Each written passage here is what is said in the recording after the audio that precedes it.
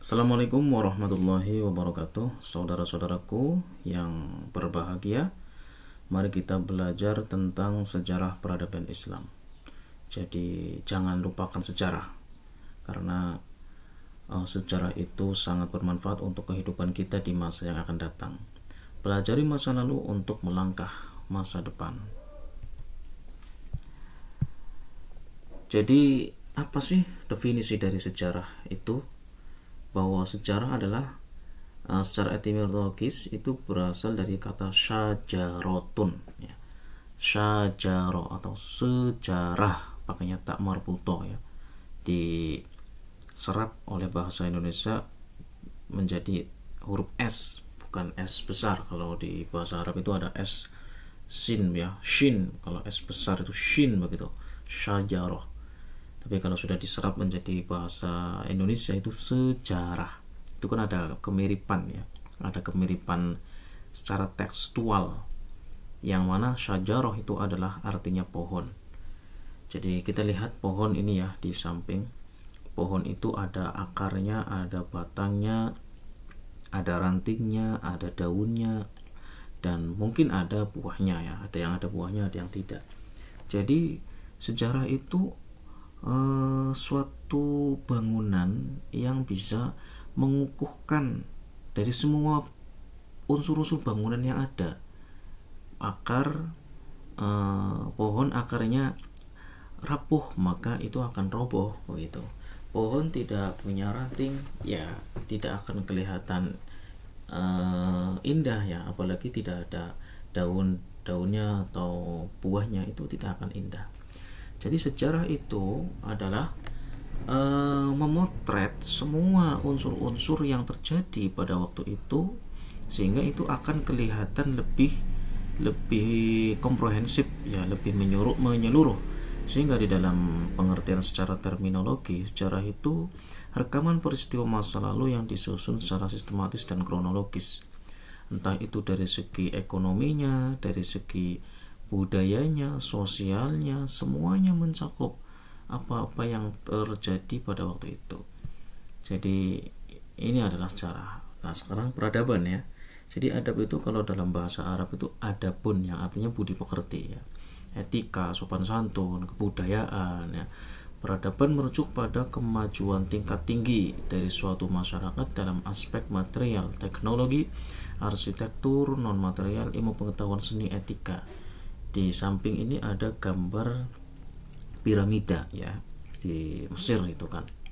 Piramida ini sebuah simbol yang mengidentikan bahwa sejarah pada pada waktu itu ya, itu menonjol dari berbagai segi, dari berbagai dimensi ya, dimensi teknologi, dimensi ilmu pengetahuan, dimensi seni, dimensi etika ya. Itu bisa kelihatan dari simbol yang menjadi menjadi bahan untuk kita renungkan bersama. Dan biasanya memang sejarah itu ya diwujudkan melalui berbagai macam benda-benda atau simbol-simbol ya, seperti misalkan kalau di Indonesia itu ada ya, Candi Borobudur begitulah ya, walaupun bukan peradaban Islam begitu ya. Jadi ini kan kita menyangkut tentang peradaban Islam ya. Jadi sejarah peradaban Islam, sehingga ada pengertian sejarah peradaban Islam itu apa ya. Jadi ilmu yang mempelajari perkembangan menyeluruh umat Islam, baik dari segi politik, ekonomi, sosial, budaya, dari awal kemunculannya hingga saat ini. Bukan hanya tentang perang dan politik, tetapi juga tentang bagaimana nilai-nilai Islam itu membentuk masyarakat, melahirkan keilmuan, seniman, dan arsitektur yang luar biasa. Saya contohkan lagi ini ya, piramida ya, atau kalau misalkan piramida itu kan sejarah keadaban yang Mesir kuno, yang bukan Islam lah ya, cara mudahnya. Jadi ini hanya ilustrasi saja ya. Jadi kalau di dalam umat Islam itu ada, kita melihat Ka'bah itu kan lah ya, ada simbol Islam itu berbentuk Ka'bah, berbentuk Masjid Nabawi dan lain sebagainya, Masjidil Aqsa. Itu semua menyimpan cerita, ya, menyimpan cerita yang mengandung berbagai macam muatan nilai-nilai sosial, ekonomi, budaya, ya. Kemudian banyak ilmuwan yang hadir di sana, ada seniman-seniman, ada arsitektur yang luar biasa. Jadi disinilah pentingnya definisi atau pengertian dari sejarah peradaban Islam. Jadi bukan hanya sebatas mendengarkan cerita tentang Nabi Muhammad pada waktu perang melawan musuh-musuh Islam pada waktu itu. Tidak hanya itu, ya, tidak hanya cerita sebatas perang, tetapi di balik perang itu ada unsur sosial seperti hubungan yang baik, hubungan yang bisa menimbulkan gesekan antara umat Islam dengan umat non Muslim pada waktu itu, secara ekonomi, secara budaya, ya, budayanya pada waktu itu orang-orang menyembah berhala, tetapi Islam datang memberikan gambaran, memberikan materi, memberikan pelajaran bahwa bukan menyembah berhala yang dimaksudkan, yang diharapkan oleh Allah Subhanahu wa taala, tapi adalah menyembah yang selain patung-patung itu secara budaya. Jadi ada perhelatan politik juga, ya, antara perebutan kekuasaan, ya, umat Muslim pada masa Abbasiyah pada waktu itu juga terjadi, ya mungkin ini menjadi contoh perhelatan dunia politik di Indonesia sekarang ini misalnya. Jadi semuanya unsur-unsur yang berkaitan dengan sejarah peradaban itu akan menjalar pada seluruh politik sosial ekonomi. Ya, secara lebih rinci nanti akan saya jelaskan, ya, masing-masing dimensi ini di lain kesempatan.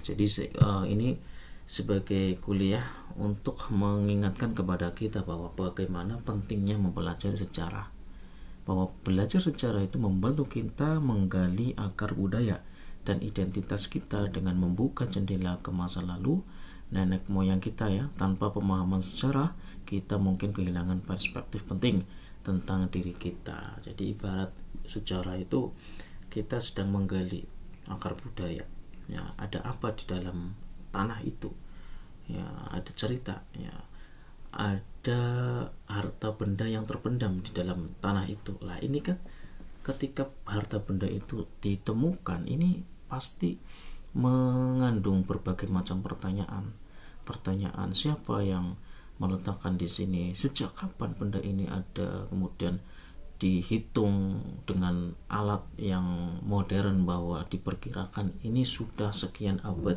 sudah 100 abad yang lalu. Wah, ini kan kita menggali tanah yang menemukan benda itu ibarat kita menggali sejarah, menemukan sejarah baru. Kemudian manfaat belajar sejarah itu apa sih? Yaitu pertama memberikan kesadaran waktu, bahwa kita harus sadar bahwa waktu itu sangat penting. Kita melakukan pekerjaan, melakukan aktivitas hari ini, ya, 10-20 tahun yang akan datang itu akan menjadi sejarah untuk generasi berikutnya, ya, memberikan keteladanan, ya.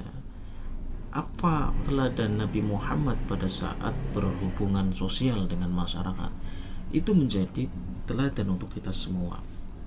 Yang ketiga, memberikan identitas bangsa, bahwa sejarah Islam menyatakan bahwa Nabi Muhammad betapa besar memiliki kepedulian terhadap bangsa, melindungi masyarakat. Nah, itu yang harus diserap oleh kita sebagai bangsa Indonesia misalnya, ya. Kemudian ada lagi bagaimana, ya, untuk fungsinya sejarah itu memperkokoh identitas bangsa tadi, ya, mungkin ada kemiripan tadi. Kemudian menanamkan rasa nasionalisme, ya, jangan menanamkan rasa yang anarkisme, rasa yang pragmatisme dan lain sebagainya. Mungkin nasional kita itu adalah Indonesia, maka harus dikembangkan, harus dijunjung nilai budaya, nilai sosial, nilai kebersamaan yang ada di dalam Indonesia itu. sumber informasi, betul ya, menjadi sumber informasi untuk menatap masa yang akan datang, bahwa saya ya melakukan apa menanam, saya melakukan hubungan yang baik dengan teman, dengan saudara, karena ini saya mendapatkan informasi dari hadis-hadis ya yang disampaikan oleh para ulama tentang yang dilakukan oleh Nabi dan sahabatnya pada waktu itu ya. Jadi informasi, sarana rekreasi, betul ya, kalau kita pergi ke museum misalnya, itu banyak benda-benda atau simbol-simbol yang bisa mengingatkan kita untuk mengenang masa lalu ya. Akhirnya kita termotivasi untuk mengetahui, untuk menanyakan lebih dalam tentang simbol-simbol itu, sehingga kita mengetahui tentang sejarah. Kan kita sambil hiburan ya, sambil rekreasi di museum-museum tersebut. Kemudian fungsi belajar sejarah itu adalah ada pendidikan moral ya, ada pendidikan metode pengajaran penalaran ya, ada pendidikan politik itu kan ya. Jadi betapa besarnya fungsi sejarah itu yang sudah dilakukan oleh para pendahulu kita. Kita belajar misalnya di di pesantren kan itu ada bandungan, ada kegiatan ngaji gitu kan ya. Itu juga sudah pernah dilakukan oleh para nabi yang mengaji di serambi masjid itu kepada para sahabatnya. Itu ada metode pengajaran bandungan, metode diskusi ya, karena Nabi Muhammad juga membuka ruang diskusi kepada para sahabat ketika para sahabat tidak tahu tentang permasalahan sesuatu ya yang harus memang diselesaikan secara bersama, maka digelarlah metode diskusi itu. Jadi berbagai macam metode pengajaran penalaran itu sudah pernah dilakukan oleh Nabi pada waktu itu, yang mana di situ menyimpan pendidikan moral ya. Pendidikan moral itu berarti saling menghormati diantaranya, antara si guru dan si murid itu kan ya. Kemudian ada pendidikan politik juga ya. Politik itu ya, Nabi Muhammad itu tidak semena-mena menjadi seorang pemimpin. Contoh misalnya ini ya, suatu ketika kan Ka'bah itu Hajar Aswad ya pernah terkena banjir. Kemudian Nabi Muhammad bisa saja meletakkan batu itu ke tempat semula, tetapi Nabi Muhammad tidak melakukan hal itu. Tetapi justru Nabi Muhammad itu adalah mengundang para sahabat dengan membawa kain ya, seperti sarung misalnya itu ya, dipegang oleh 4 orang masing-masing pojoknya, kemudian ditaruh secara bersama-sama. Nah, ini kan ada pendidikan politik yang artinya Nabi Muhammad itu menghormati semua unsur-unsur yang ada di pojok-pojok itu ya, di kekuasaan yang ada di bawahnya itu tetap dirangkul oleh Nabi Muhammad SAW. Jadi inilah fungsi kita belajar sejarah.